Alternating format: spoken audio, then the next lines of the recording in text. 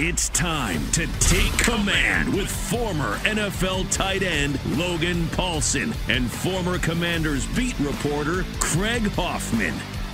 What's up? What's happening? Welcome in. Take Command Podcast. I'm Craig Hoffman. He is Logan Paulson. 10 years in the NFL for him, 5 covering it, and now I host a daily radio show for me.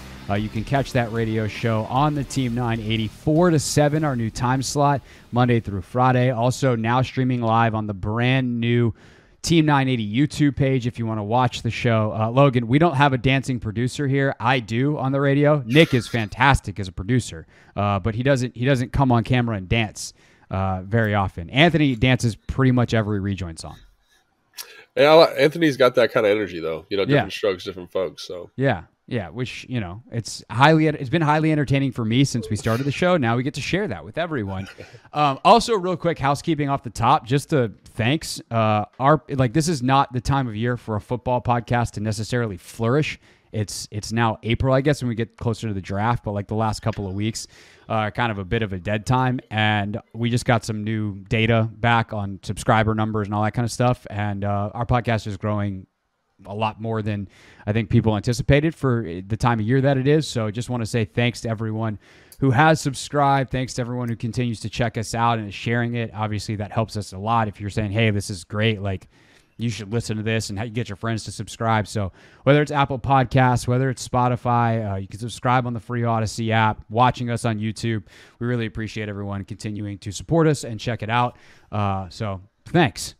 And with that, thanks. Is that what that data? We got an email, and every time that email comes, I'm always like, what does this even mean? There's no context. And everyone's like, this is good. And I'm like, I don't know if this is good or not. It's could be in a different language. So thanks for some context, Craig. Appreciate it. You're welcome. Logan, we're doing great. And as a reward for all of our faithful listeners, we're going to answer their questions today. Actually, that was the plan anyway. But it is nice to be able to interact with you guys. Maybe we'll do another live show at some point, too. That was fun. We did that back during the season. But for now, we solicited questions on Twitter, on Instagram. We'll go full mailbag Monday for the full 45 minutes today. And Logan, we're going to start with kind of a fun one. This one from Benjamin. This was the last question the last one that made the cut, but it's first off the table here. How does Logan measure outliers in the draft? Guys that don't fit in traditional boxes, but if their skills translate, are potential Pro Bowlers. Guys like Tank Dell, DeJuan Jones, etc. They performed well versus the best competition they face, but how do you project outliers? Yeah, outliers are always tough, and I'm glad that he brought up those two outliers because I think they're both kind of the better end of what you'd find from an outlier. So let's start with Tank Dell. Tank Dell is 155 pounds. He ran a 4.5, so not great in terms of vertical horsepower, but his 10, I think, was the best of the combine. So that short area quickness is off the charts. And then obviously you see him at the Senior Bowl against kind of that top-level competition, and he's basically uncoverable. Obviously, there's some concerns when a small guy does not run fast, and small guys historically in the NFL have not done well. However, when you compare him to other small guys, so let's take Tutu Atwell. He's another guy that's been very small. Was drafted in the second round, I want to say, by LA a couple years ago. Mm-hmm. How do those guys compare? Because Tutu Atwell has not done anything in his career, and he was kind of a fast, small guy, kind of this hyper quick guy, or even Trayvon Austin, back a couple of years ago. You compare him to those guys, go back and watch film. And one thing I will say about Tank Dell is his route running acumen is significantly better than those guys. So, the question said, they could be a Pro Bowl level talent. I don't know if I'd go as far as Pro Bowl because where does he fit in your offense? Is he a true Z? No, he's probably too small. Is he a true X? No, he's too small. He's probably your F kind of Cooper Kupp move piece. And if he goes to an offense that can maximize that skill set in terms of a guy who runs excellent routes with tremendous savvy, I think then you are kind of talking about Pro Bowl. But he's not this guy that is scheme agnostic, if that makes sense. He can't go to any scheme and be successful. You need to kind of have the right situation for him. If he came here to Washington last year and they said, hey, you're going to be Z, you wouldn't even know who he was probably because the offense just is geared towards a certain type of receiver. But if he goes to LA and plays that slot role, they bump Cooper Kupp outside or whatever they choose to do, then all of a sudden you're going to have a very dynamic group. So, I talked to some of my buddies around the NFL recently about him.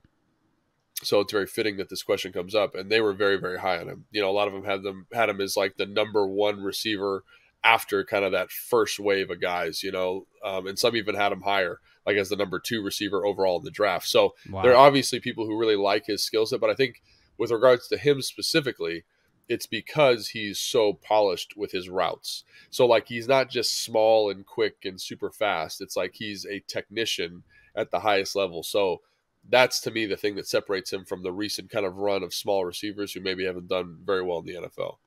Yeah. I think the NFL does better with these guys now. True. Some coaches, some schemes, some places do better with these guys now than they did a decade ago, certainly 2-3 decades ago. If you have a guy that's super fast, super quick, and catches the ball well enough, like figure out how to get the ball in his hands. Imagine what like Percy Harvin would have been if he had Sean McVay, right? Or Kyle Shanahan. Santana Moss is another great example. Santana, oh my God. Santana and I have talked about this. I'm sure you've talked about it with Tana. I think we might have even talked about it on the show. Yeah. But I've talked about it with Tana multiple times. Like Santana Moss got to the NFL 10 years too early. Correct. And his career extended a couple years because Kyle got a hold of him late and put him in the slot. And it used to be like kind of a demotion to be in the slot. Like you weren't good enough to play outside, and Santana was good enough to play outside, so he played outside his whole career until the very end. Well, he would have been 120 catch guy in the slot potentially. Like he was that good, and they would have figured out ways to get the ball into his hands and let him be that dynamic like punt returner type, because Santana had it all. He's absolutely a prime example of that, and I agree with you on that front. For a receiver skill position guys in particular, like the idea of having a package for an extremely special player is no longer not worth it. It was like, well, what are we going to do? Give 10 plays a game? It's like, yeah, because any one of those 10 could change the complexity of the game entirely. He can score from anywhere. Scoring is the point of offense. And so I do think that the NFL now does a lot better job, but I think the hard part is like putting the value on that. Which is like how, like, is that worth a second? Is that worth a first? Is that worth a third? Like, what's it worth? And I think for a guy like Dell, like you're talking about, if he's that polished as a route runner, it's a lot easier to take him a lot higher because you're not limited to just that package of plays, basically. Yeah, he's mitigating the risk for you of being an outlier. And so it's important to kind of note, like we're making a comp to Santana Moss. Santana's 5'10", like 195 pounds. That's a small receiver. Tank Dell's 5'8". 165 pounds. Yeah, he's listed 5'8", 165. He is small. He's a small human, and he's very quick. And I do think that there's this, like, yes, the NFL can tolerate smaller players better now. 1,000% agree with that. But he's the one of one outlier. There's not, like, you can go through the NFL history and you're gonna be very hard pressed to find a guy that's that small. So it's like, how does the quarterback see you? How do you handle press? How do you handle some of the physical elements of the game? And so those are the questions that'll kind of be there with him all the time. But with regards to, like, again, kind of why you feel better about him compared to other people that kind of are of a similar mold, it's because he's extremely polished. He's like, kind of that YouTube, Instagram 7-on-7 guy who can crush you. Like, if you watch his one-on-ones from the Senior Bowls, like dudes who are good at press don't even touch him. Like, that's how quick he is off the line. That's how quick he is off his release. That's how good he is with his stem. And I understand that the one-on-ones are geared to the offensive player, but I watch plenty of one-on-ones where the defensive guy wins definitively, right? And so to not even touch this player is very unique. So I think that Tank Dell is that's how I kind of weigh that. I kind of say, how much of an outlier are you? And then do you have anything elite about your game? So, like, obviously if Tank Dell came out and ran a 4.3, you'd be like, okay, well, like, he's elite speed, right? With him, it's a little bit more challenging because his elite thing is his 10, and his other elite trait is his route running, which is all on film, and he's super productive. So I like Tank Dell a lot. I think he's a good football player. I think he's got to go to the right team and the right fit. Would I take a second-round pick on him? Absolutely. Second, probably third round is the range I would see him going. Would he slide to the fourth? Maybe, but I think you're getting an excellent football player if he does take a slide like that for whatever reason. And I think for Washington, like at that point, he's worth it. Probably not worth it. You have bigger needs, but like if he's there in the fourth, and you're like, this dude's awesome. Like he's your Curtis Samuel replacement in the long term. Yeah, maybe even better. And then like he mentioned DeJuan Jones, and I think we should talk about DeJuan. I have one more I want to ask you about too, but let's go Jones first. Yeah. Okay, let's go Jones. So DeJuan is, He's easier to kind of work around, right? Because like there are precedents, like Daniel Falele from Minnesota last year was 6'8". I think he was 385. And so here you get DeJuan Jones, who's 6'8". He's 385. And you're like, well, how do they compare to each other? Here's a 1-to-1. And so, Daniel Falele was a 4th-round pick, went to Baltimore, started some games last year, played right and left tackle, was very productive. I kind of wish Washington would have drafted him here. He's not a plus athlete, but he's a good athlete for his size, obviously. And then you say DeJuan Jones, how does he compare? And DeJuan Jones literally crushes every single one of Daniel Falele's physical measurements. Okay? And on top of that, the production at Ohio State is way better. And on top of that, the production at the Senior Bowl is way better. How he utilizes his length, his play strength, the intensity, his bend, all of those things are way better. And so you say to yourself, like, is he a guy that can play at the next level? Like, how does he compare to like maybe the biggest dude in the NFL, Trent Brown?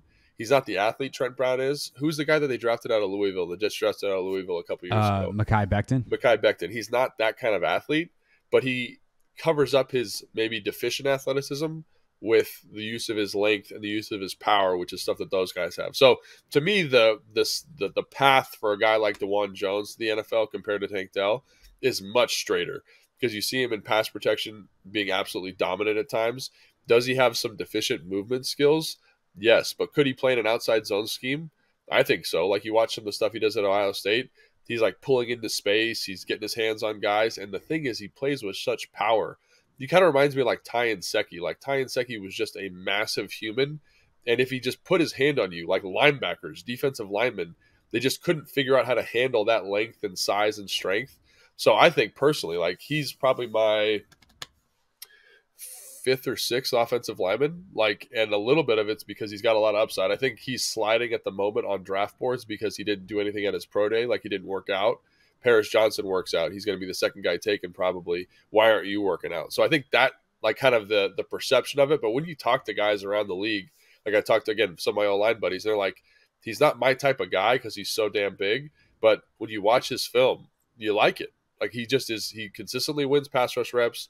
He's physical. He finishes plays. Like, all those things that kind of bug you about big players, like being lazy or whatever it is, like, doesn't show up for him. And when you see him in person, which I was able to see him at the combine, he's not like a big fat guy. He's just a big guy, just a huge man. And so the conditioning concerns aren't there with him. Again, the foot speed stuff's a little bit of concern, but you see him with his arms are the longest ever measured at the combine, and he uses that length really well. And I had a guy that I respect emphatically tell me, with an offensive lineman, if the foot speed isn't there, is the length there? And with DeJuan Jones, the length is 100% there. So to me, the path for DeJuan is like, he'll start for a team this year. He is in that group of guys this year who's a starting caliber right tackle. And he could probably play left in certain systems. Like here, he could probably play left.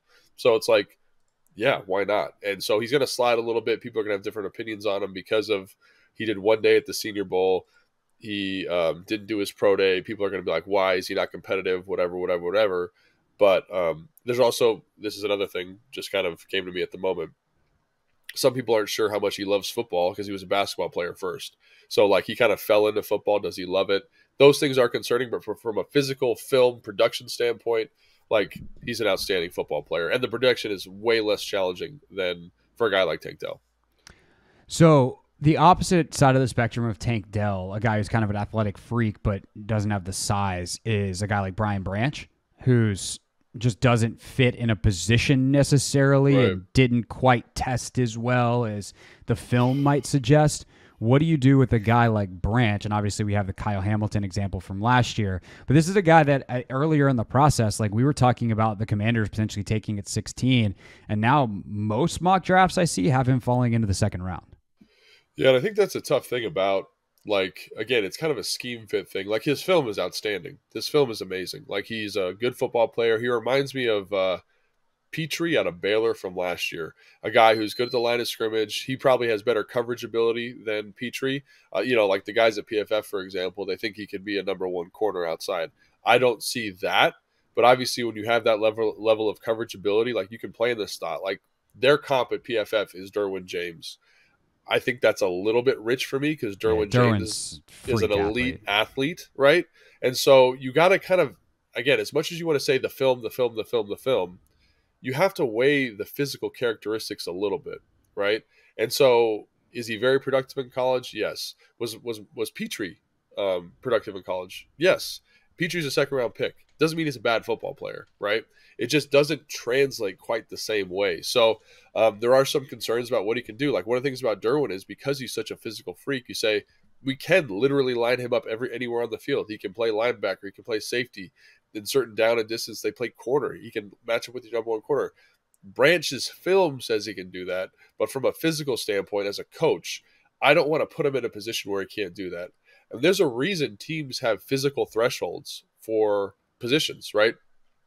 I was talking to one of my tight end coaches from Chicago recently, and he was like, Logan, you and Lee Smith are the only two tight ends who are like kind of red athletes, which is a bad athlete, that have played to a second contract in the last 20 years of the NFL.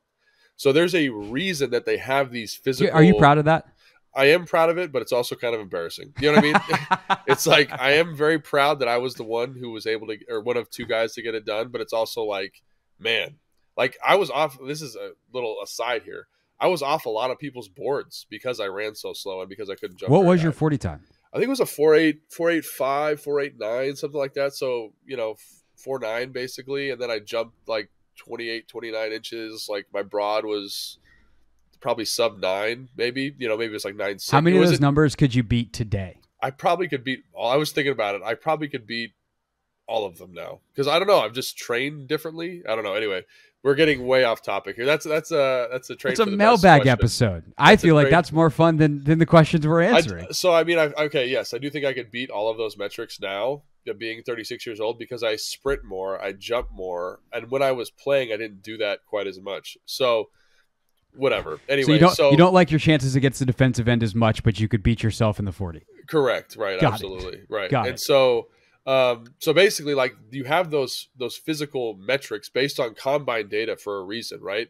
There's the reason a lot of corners don't run 4.5 plus. Like, it's just you don't have the speed to compete with bigger wide receivers, right? And so I think that's something with Branch that's really going to affect him, is because like he just doesn't meet some of the elite physical thresholds of the position. And that doesn't mean he's a bad football player. It just means that's the thing with Branch though, is like, what position is he? Like, what are we evaluating him as? And if it's an outside corner, then yeah, you're not even close on the physical profile. If it's a safety, you're a lot closer. If it's a linebacker, you're pretty elite. Right. Yeah, but he's not. That's the thing. It's not like Cam Chancellor, for example, right? Who was 6'3", I think he was 230 coming out and ran like a 4.6. I want to say. Don't quote me on that.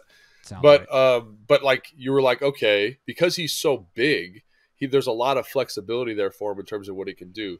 Branch is like, I want to say he's like 6 foot 195. Yeah, he's not a big man. Like Cam Curl's bigger than him, and Cam Curl's like not a huge safety by any stretch of the imagination. So he's a kind of a slight build guy who didn't run the way you thought he was going to run. He's very similar to Petrie. Like, they're very similar. And I think go ahead. No. And so I think that like, again, like, I like his film a lot, but there are reasons these physical thresholds are in place, basically. So Petrie last year, 147 tackles, had a sack, had 5 picks. Yeah. Like, I think most Commanders fans would take that. What was the last dude that was here that had 5 picks? Right. Well, it doesn't feel like they've had 5 picks in a season as a team the last couple of years. Right.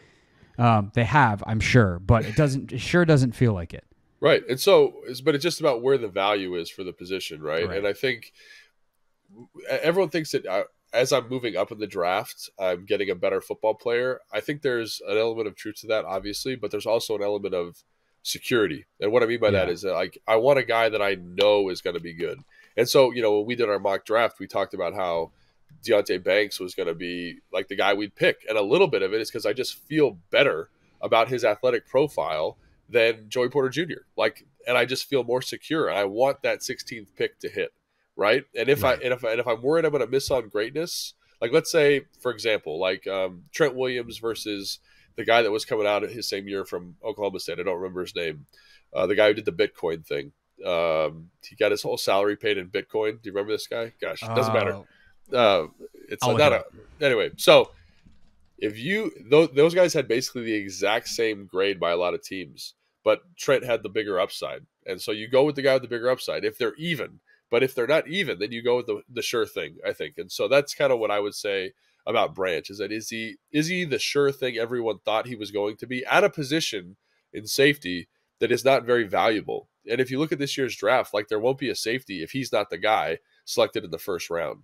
So I think that's important for people to kind of keep in mind too. Like, in the same way you see tight ends and running backs and linebackers getting pushed down the board a little bit, safeties are the same way, because you can kind of find value at that position.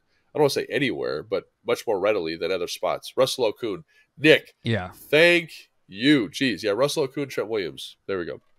There you go. Russell Okung went 6th in that draft to Seattle. What a draft. You got Sam Bradford, Ndamukong Suh, Gerald McCoy, Trent Williams, Eric Berry, who was so good for not very long. Okung, Joe Hayden. Had some good players. Some top 10 in that draft. Brandon Graham was in that draft. A lot of guys still playing, which, I mean, I guess it's 2023. But it's also like you got a bunch of guys like Devin McCourty just retired, right? You know, and then you got guys that have been gone for like 7 years. Oh, cool. That's how the NFL works, right? Next question. That was very interesting, very good. And next question actually goes right off the back of where you just ended, about positions that are kind of dropping on the board. Tim asks, why are linebackers devalued? I understand they're relying on line play, but they have to make the most tackles. And then someone followed up on that, 12th Man, who listens to the Hoffman Show every day on the Team 980. Appreciate you for doing that. Always tweeting the show. Says about the linebackers, the crazy thing is both Rivera and JDR are former linebackers, and Rivera built the Panthers around Luke Kuechly. Rivera has devalued relative to other position groups, linebackers, O-line, corners, tight ends, and punt returner, kick returner, and missed on quarterbacks. So turns into a little bit of a shot at Rivera there. But the first part of that I think is interesting, because like Kuechly obviously was tremendously important to what they built in Carolina on that side of the ball. So to me, it's like the same thing with running back and linebacker. These are positions that are incredibly involved in the game. Like running back, he's going to get the ball 15 to 30 times a game, depending on who it is and what scheme and how you play and all that kind of stuff. It seems like that guy should be really important. Your linebacker leads the team in tackles if you're doing it right, and also is the one who calls your defense and communicates everything. So there is a little bit of a mental hurdle for me talking about these positions being devalued to the level that they are. However, I guess it really comes, from what I understand and the way I think about it, it comes down to value. Like, how hard is it to find a really good one? How hard is it to find an elite one? How hard is it to find like a passable one? And then what is ultimately the difference in wins and losses between having those three level of players? And the answer is not much. Like, if you have an elite running back versus a good enough running back, you're not going to win that many more football games, as opposed to having difference makers at edge, at corner, at pass rush, or at quarterback, obviously. And to me, like, that's how I would answer that question. But how would you answer it? I mean, we could probably do a whole show on this, quite honestly. You know, just talking about the way the league's going. And it's Nick, write it down for June. I think the easiest one to kind of look at is running back. And so keep in mind, we're talking about linebacker. We're going to start with running back, okay? So running backs, it's a serviceable running back can look excellent behind an average offensive line. I'm going to talk about one of my favorite football players I ever played with, and Alfred Morris, okay? So Alfred Morris was one of the most productive running backs his first 3 years in the NFL, okay? A lot of that was scheme-driven. A lot of that was offensive line-driven. A lot of that was quarterback-driven. If Alfred Morris had gone to a different scheme, he would definitely not have been as productive. He might not have even been the starter in a different system, right? He just happened to kind of strike lightning. His running style fit really well. He was a very good football player, but he was also a 6th-round draft pick, right? They didn't have a lot of equity, draft equity invested in Alfred. And I think that's a good thing for people to remember, is that because of the system, you can elevate a running back, right? And so with regards to running back, obviously, like, people say, oh, Bijan Robinson's the guy, but historically it's more predicated on offensive line production, and it's more predicated on scheme. So why am I going to waste a 1st-round draft pick on Bijan Robinson when I can get a guy in the 3rd round, like his backup, I forget his name at the moment, but the backup running back in Texas, who, if he goes to the right system, if he goes to the right place, could be just as productive in terms of yards per carry. Now, Bijan's a freak because he catches the football well. He does all this stuff really well at a high level. He's very unique. So this is maybe a little bit hard around that conversation, but it's so scheme driven. It's so offense dependent, and running back by committee now is kind of prevalent throughout the NFL, right? So that guy's not even on the field all the time. And so obviously Bijan might be the exception to this rule, but linebacker is very, very similar. And basically what when you do studies of linebacker play, linebacker has become so hard to play. It doesn't matter how good you are. It's just hard to play linebacker in the NFL. So it's going to be bad kind of regardless. Does that make sense what I'm saying? So why am I going to invest this big draft capital in this position that you need a Luke Kuechly to be successful at? And everyone makes comparisons to Luke Kuechly. I hate to break it to the listener base. He is a Hall of Fame linebacker. He's the best linebacker in the NFL in the last 20 years, Craig. I don't know how long. Like, he's an exceptional football player. I mean, who was the last guy who was that good? Like besides him, I can't think of it. Right? His play of the modern recognition, era. His play recognition, his speed, the tackling ability, his ability in coverage. Like, he was an A+ at literally everything you could possibly be as a linebacker. And everyone says, "Oh, what about like Ray Lewis, Brian Urlacher?" Those guys played in an era where you were seeing 65% run frequency, so you had to just be a really good tackler and very physical. Now these guys have to be kind of two physical profiles. They have to be able to run with a third receiver in trips. They have to be able to fit a run. They have to be able to take on a guard. They have to be able to tackle, play man-to-man on a linebacker in space, right? And there just aren't – it's kind of like quarterback in a weird way. There just aren't enough guys with that physical skill set to be like, this is the guy we need. This is going to elevate our defense. And like, obviously good linebacker play elevates your defense, but it's just too challenging to find that guy, a guy that – A, we just talked about how hard it is to play linebacker, but B, is also directly affected by the guys that play in front of him and the guys that play behind him. So why do I invest a ton of money, invest a ton of capital in a position that is so hard to find and so hard to – it is so dependent on other variables within the defense. And so that's what I would say. It's like the best one right now is Fred Warner. He's like a second or third round pick out of Utah, right? And he was an overhang Will, who was basically like the nickel player in college, got a little bit bigger, has the instincts of a safety, has the physicality of a linebacker, and you get this perfect kind of specimen of the modern linebacker. Bobby Wagner, same thing, was the overhang player at Utah State. So you're looking for like a plus athlete who is also crazy physical. And just when you go through, and also crazy smart. And so when you go through the evaluations every single year, you're like, there's maybe one guy in this whole class who could get that done. And this year there's maybe two. And then you say, well, what's more important? The physics. Then you kind of say, it's like tied into this way. The athletic profile becomes more and more important. And so you kind of start looking around and saying, okay, here's this defensive end who's a little bit undersized, but he ran a 4.4 and is good in space and drop coverage. Can he play linebacker? Here's this big safety who's good in zone coverage, can match up against a tight end. Can he be physical enough? And so it becomes not about the position that you played in college, but more about the athletic profile and can you physically get some of that stuff done? So why haven't some of the guys who we thought could do that, like a Devin White, top 5 prospect a couple of years ago on a lot of people's boards. I can't remember what he actually went in the draft. But like he was a guy that, kind of like Bijan, where it's like, okay, he's a top 5 player in the draft, even in positional value. He's going to get drafted later. He was certainly top 10 on most draft boards, right? Coming out of LSU. Everyone's like, this guy's the truth.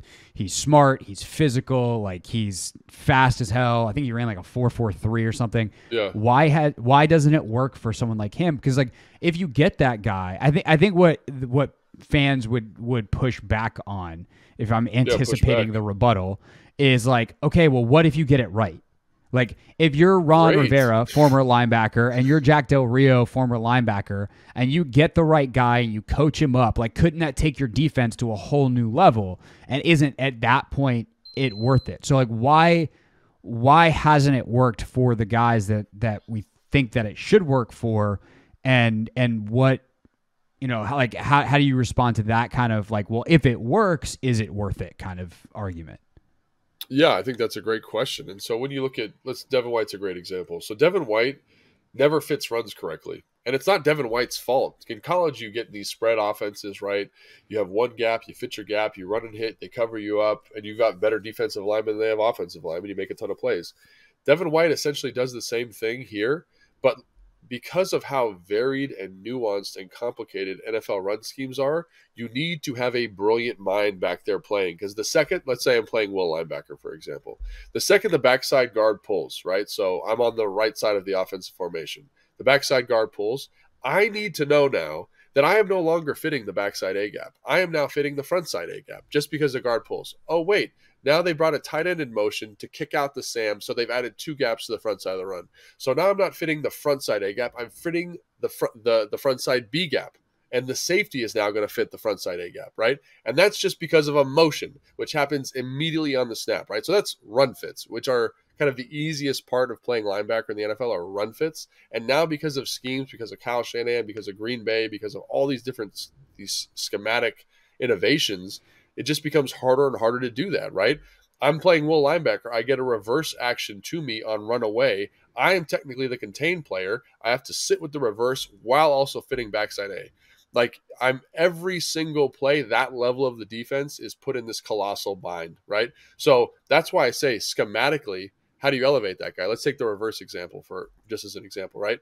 Instead of rotating the strong safety down towards the tight end, we rotate him weak. So now the backside linebacker just has to fit backside A. Strong safety has contained, right? So schematically, like why do I need to hunt and peck for this elite kind of one-of-one type guy when if I just find a scheme that works a little bit better in terms of insulating my linebackers, we're okay.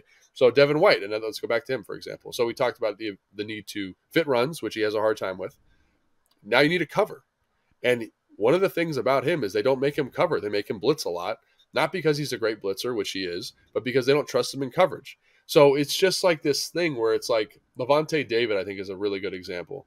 He's a guy that's grown up, matured at the position, had time on task, reps in the defense, and knows how to cover, knows how to blitz, knows how to fit runs. He's smart. He's seen a whole bunch of pictures. And how do you know Levante David's going to be that guy? And I wish I had an answer for you. I don't have an answer because it's so that position in the NFL right now is so damn hard to play. And you need an elite athlete, you need a smart guy, you need an instinctive football player. And that's something that when you watch these guys on film, you're like, athletically can do it. Take this as an example. The guy from Clemson, I forget his name at the moment, the linebacker from Clemson, who's basically like cornerback athletic. Like he is ridiculously athletic. And he's physical, he hits. You like his film, but I don't know if he can do it. Talking about Trenton Simpson? Trenton Simpson. I don't know if he can do it at the NFL. And people say, why, Logan? He just checked all these boxes for you. He's not very instinctive. So the run will be happening in front of him. He'll be sitting looking, and he can overcome some of that because he's a tremendous athlete. But it doesn't click the way you want it to. So then you compare that to Jack Campbell. Jack Campbell, again, one of the most instinctive players in the class. Excellent tackler. Physical at defeating blocks. Understands and has a great feel for the position, but is never in coverage in that defense. It's hard to find someone who can do all three. And at the NFL level, you got to do all three. So let's bring it all back to kind of Jamin Davis, right? And everyone wants to get mad at Jamin Davis. He has improved in terms of his recognition. I think he can still get better in that area. Physically taking on blocks, improved as a tackler, and improved as a coverage player. And when you look back at the top guys selected in his draft, he's one of the best in that class. And it's not because Jamin is like this, he's playing really well right now. It's because it's just so hard to get a linebacker. So I know I've kind of ranted about this, but have I landed this plane, Craig? Does it make sense, or are we just still in the ether in terms of confusing linebacker talk? I mean, I hear what you're saying. To me, it just sounds like the position's really hard to play, so why try? It's not even why. Yeah, I get what you're saying. It's like not why try, but why am I going to? So this is good. I'm glad you brought this up. So offensive line, easy evaluation. Defensive line, easy evaluation. High value positions that are easy to evaluate. That's why you see them get bumped up draft boards. Linebacker, hard evaluation, hard to kind of predict how they transfer, becomes less of a sure thing, right? And so that's why they get pushed down because the risk of missing is much, much higher.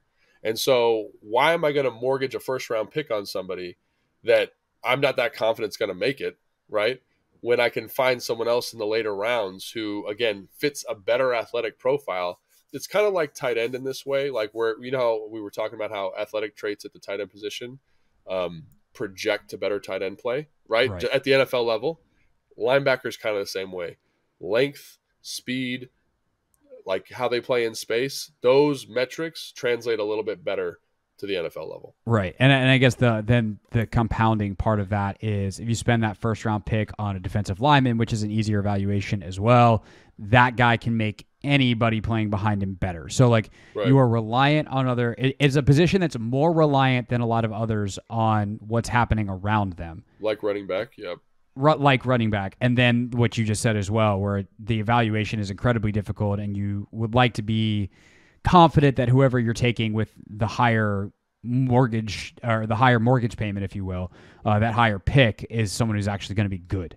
Right.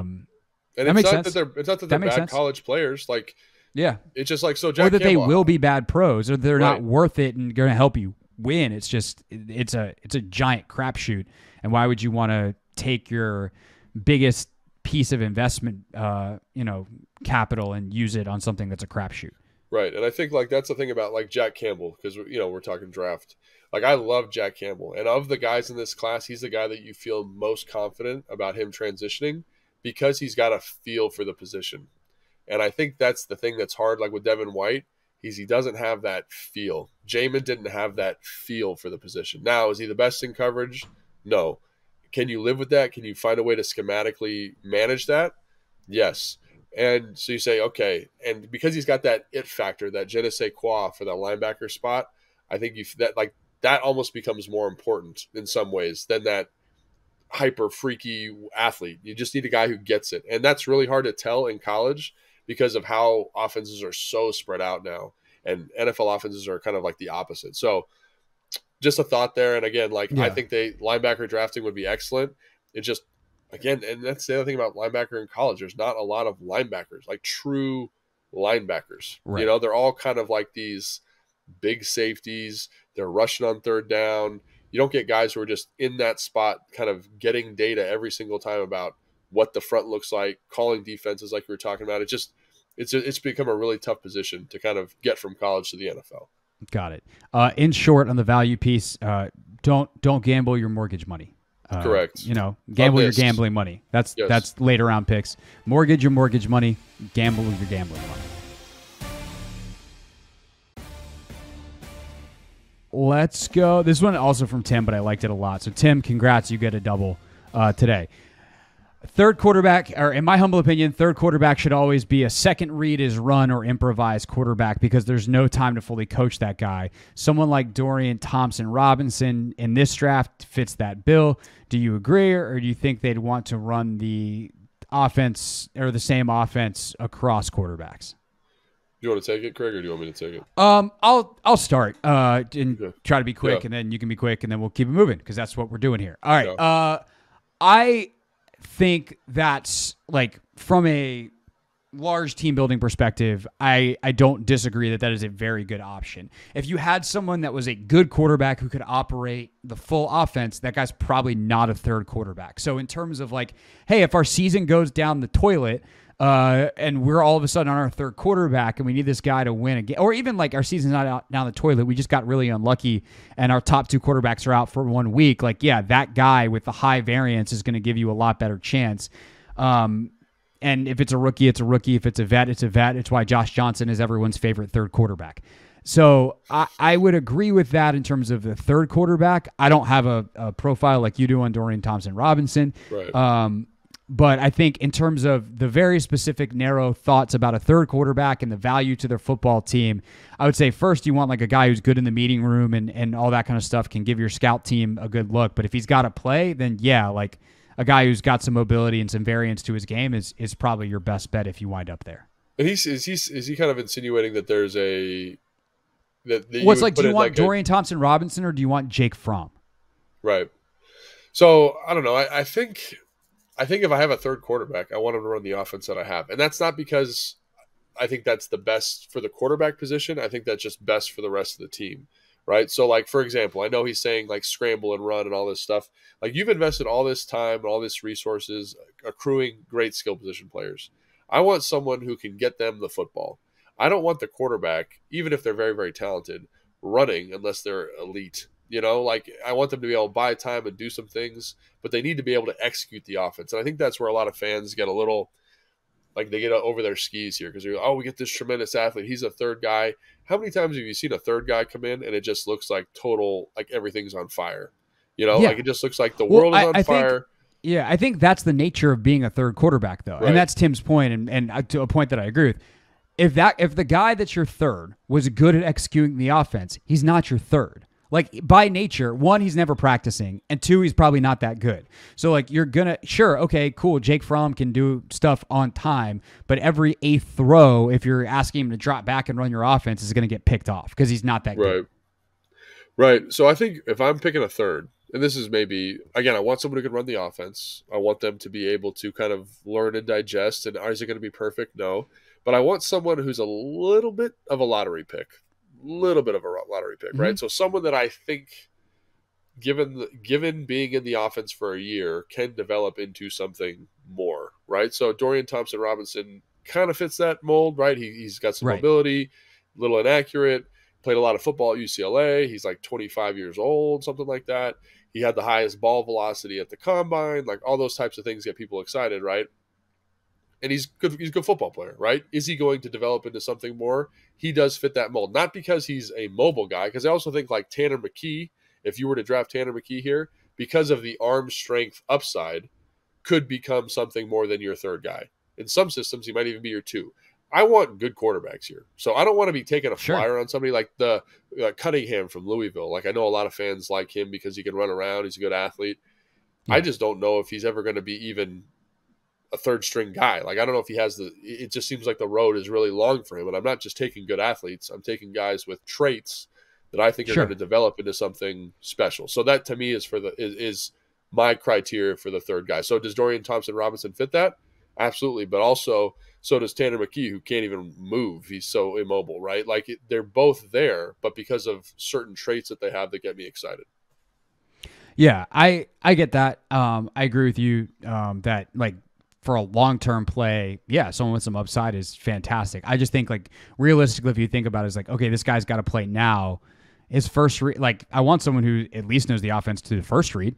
But, like, do I want a third-string quarterback who's got no experience and no practice time sitting back in the pocket and reading an NFL defense in a game that I need in late November when he's never seen game NFL speed before? It's like, no, hey, if it's there, great. If your second read is there, we'll take that one. If not, just go run for 8 yards and let's see if we can get to next week and get one of our top two guys back. Like, I totally get what Tim's saying. I got a funny story here. So this is somewhat related from our friend of the show, Will Montgomery. So when Will Montgomery was in Denver, right, Peyton Manning was the quarterback, and they got this crazy offense in, and the backup quarterback never got any reps. And so Will's standing on the sideline with the quarterback coach and the OC. And the quarterback goes like, quarterback coach goes, hey, man, like, do we need to get so-and-so any reps? The backup quarterback, like, he hasn't got any reps all season.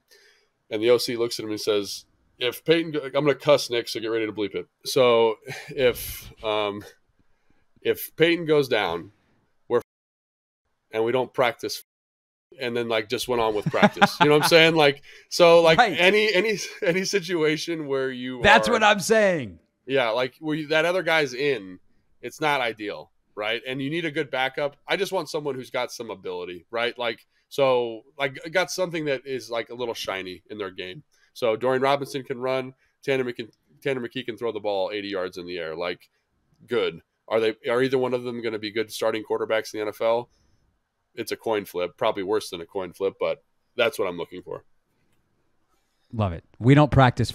That's you know, like in Ted Lasso, they've got the believe sign. I want a sign that says that over the locker room door on the way out to practice. All right. Big long question you got on Instagram that I'm going to distill down. Yeah. It was about Howell and the fact that he's inexperienced and new system, all this kind of stuff. But the meat of the question is this: what are players allowed to do and with whom in the offseason? And if they can't work with their offensive coaches, how do you go about learning the nuances of an offensive system without interacting with them? Basically, they can't do a lot. And so, when they made the new CBA, there was this push by older players to say, we don't want to be around the building as much, which makes sense because you're an older player. But when you're a younger player, like the offseason was critical, right? Because it allows you to kind of just get in the language a little bit more. So like, just to kind of show you how far it swung, when I was a rookie before the new CBA, so 2010, I had 1 year before the new CBA, which was 2011. If I was working out in the building, a coach could grab me and say, hey, go put your shoulder pads on. We're going to go hit the sled. And me being an undrafted free agent, I would be like, okay, like, let's go do that. And they could keep me out there as long as they wanted. And so obviously, like, that's a little bit extreme. But now basically they said you can't have any interaction with your coach unless it's like these 6 weeks of the offseason, which really hurts, in my opinion, the development of young football players. Now, the parameters for rookies is slightly different, and you can seek them out, but they're very kind of very restrictive in terms of what you can and can't do. And I think that's one of the reasons why you see like O-linemen specifically having a very hard time to develop, because O-lineman is basically just sparring, right?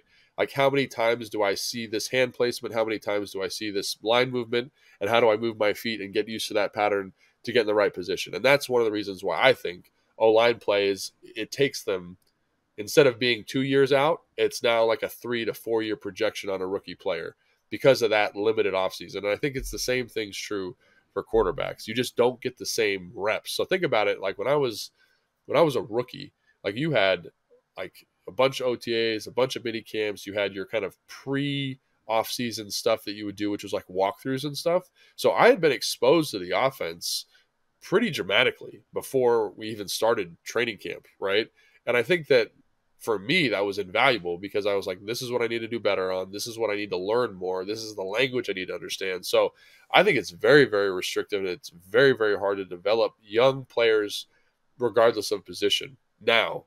And I think that's one of the reasons why, like, teams, so let's take Philadelphia, for example, who have coaches who can develop young talent are doing well, right? Because they have people on staff that understand the importance of bringing these guys along quickly and have a methodology for getting that done. So with regards to the question, it's hard because there's way less time. Yeah, I honestly hate it. I think I think there's like a middle way. It's like what it's become it should now be. is What you talked about with the sled thing, like that's absurd. But there's like, I'm just gonna. There's probably a more delicate way to say this, but I'm just gonna say it. Like, NFL players are paid bukus of money, right? Like they can work more than half a year. And, obviously these guys are working. That's not to say these guys don't, because I certainly, as someone in the fitness space, have seen the off-season workouts that guys go through with their individual trainers, etc. But at the end of the day, like, your team is the one paying you. And so I think it's not an unreasonable ask. Now, do I think they deserve a pretty significant break after the season? Absolutely. And do you deserve another one in the summer before you enter that training camp period? Yes, because once you're in season, like, your life is very, very different. I mean, my life as a radio host who had to do a pregame show, like, I'm working 6 days a week, different. like, Yeah, and the physical toll of talking into a microphone is very, very different. And by the end of the season, I'm exhausted. Nevertheless, what actual players have to go through are hitting and studying and, working long days and all that stuff. But the idea that, like, all you get is a couple of weeks of OTAs, like, to me, it's very silly that guys nevertheless are required to be, but can't be in the building, working with coaches, having meetings. Like, to me, it would be completely fine. And now you might want to change the pay structure, because that's the other thing is, like, I also understand guys get game checks during the year and you're not necessarily getting paid in the same way during the offseason. Correct. So if the NFL and the PA could figure out a system to take some of that money and redistribute it throughout the year, so guys are getting paid when they go to work, so to speak, that's a detail that needs to be ironed out. I will admit that on the front end. But the idea that in the middle of March or after the draft in April or May, like, you only get these couple of weeks, like, that to me is crazy. Like, you should be allowed to be at least in the classroom. And I know there's some, but you should be allowed more time in the classroom. You should be allowed to, if you're a player and you want to reach out to a coach, do that. It just, to me, the restrictions. I understand why they're in place, but I think we've swung too far in the restricted direction to really have the efficacy to develop young players and for players to do the work that they want to do. Right. And it's at least like the best ones. Right. And again, like the CBA in 2011 was dictated by older players. And so if I'm an older player, like I don't need to be there. I don't like near the end of my career, I didn't need to be around because I knew I could learn an offense irrespective of where I was in about 2 weeks. Like I could learn the kind of, I could play off of 2 weeks of learning. But that took, 8 years of me learning different offenses and understanding what's important to get there. And a lot of young guys just don't know. They just don't have that capacity, to kind of develop even a system, right? So I think it's I think maybe it's a tiered system. Maybe young guys get, and they do this. Rookies get there a little bit earlier before training camp starts, before OTAs start. I think that's good, but maybe you could even tier it even more and say, hey, if you're a practice squad guy, if you're whatever, maybe you fall into this bucket A, and bucket A, you're here from this time period to this time period. And I don't know how the coaches would feel about spending all this time investing in guys who may or may not be on the team. But I do think, like, if you want better football teams, you need to develop a system for encouraging growth in young football players. And I think whatever that looks like, I've kicked around ideas like there's private facilities now that are becoming much more popular, like Duke Manyweather's spot, O-Line University. Everyone sends their guys there. And part of it is because they don't have time to develop them on their own. Does that make sense? So it's like there's this market that's been developed because players want the work. And I understand you need like a change of scenery. All that stuff's important. But players are aware of it. They know they need to keep developing. They know they need to keep improving. And it's just under the current system. Like when I talk to my strength coach buddies, they're like, we are basically just trying to get them in terms of getting them stronger. That's not even on the table. It's just like getting them ready to run, jump, sprint, and hit in 6 weeks. And as you know, Craig, like that's not a long time to do any of that stuff. So, so it is an answer to the question. It's just very challenging, makes it really hard, especially with a new system coming in. But I think that's one of the advantages, quite honestly, of like when a new coach comes in, you get an extra OTA because of this type of thing. So, yeah, I just think there should be allowance for more classroom time, allowance for more walkthroughs, that kind of stuff during the spring. Like it's a job, and I think the problem is that it gets coaches abuse it. yes, if you say you have 6 hours of walkthrough time a day, a lot of coaches be like, all right, we're going to walk through for 6 hours because we need to maximize this opportunity, as opposed to say, hey, let's get an hour, 2 hours, get a lift, get out of here. It's the off season. We're just kind of sprinkling in. I find that while most coaches understand the middle way, there's, the Harbaughs of the world who, one of my buddies is a coach there, and he told me they don't even warm up. You have to warm up on your own in the weight room before you get on the field because that technically counts as field time. Right. You know what I mean? So like the reason it's like this is because people abuse the system. Nope. Totally agreed. Totally understand. And if it's like, hey, it only works if the player reaches out to the coach. Like the coaches are gonna be like, hey, make sure you send me that text message tomorrow. All right. Yeah. Right. If you're a player who's fighting for your roster spot, like you're gonna send that text message so that your coach can abuse the rules, like because you don't want to get cut. So it's a fine line. I just think that we've swung like adding a couple of extra days or weeks or whatever back into the schedule seems like something that's worthwhile.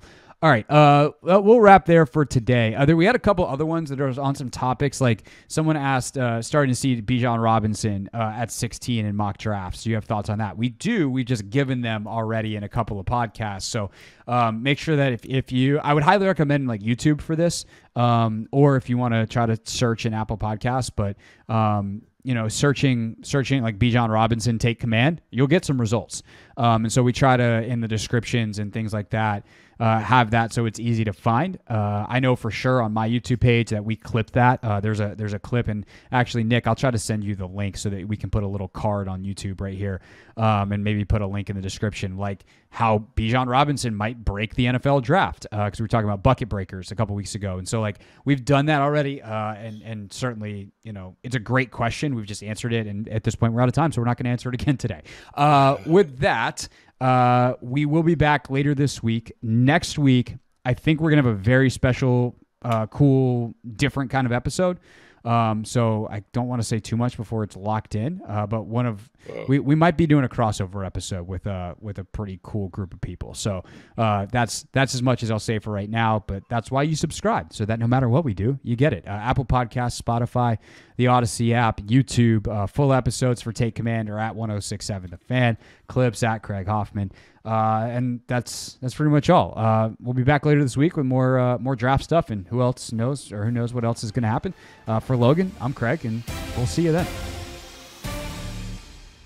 Thanks for watching this clip of Take Command. First, why don't you like it? It lets other people know that it was good, and then they should watch it too. And Logan, we have a new exclusive home for full episodes. We do. 1067 The Fan's YouTube page. Go check it out and please subscribe.